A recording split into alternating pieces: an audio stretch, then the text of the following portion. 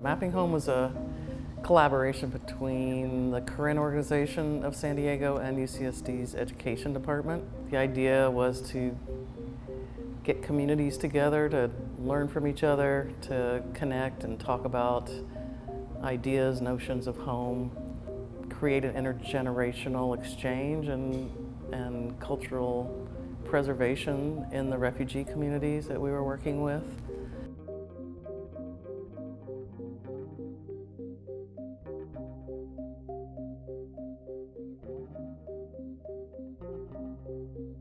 The relationships between the participants and the UCSD students was really kind of the point of the project, was to make connections and to learn about other cultures and to recognize the commonalities that we have and to create a project together, to understand what it feels like to collaborate and engage in an activity with someone you don't really know well.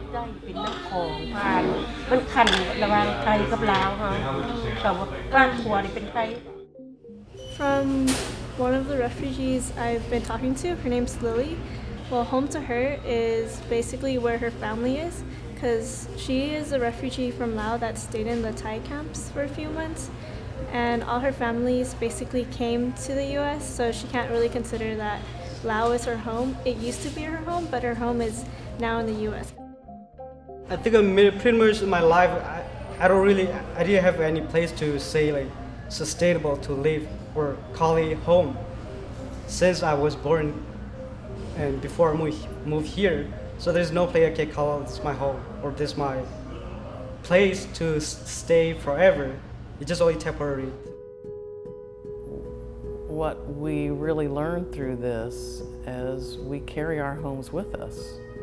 And a home is not just a place or a structure. You know, it's the idea, it's the notion of what makes you feel secure and what makes you feel like who you are. And very often that's your family, and that's your memories, and that's your community.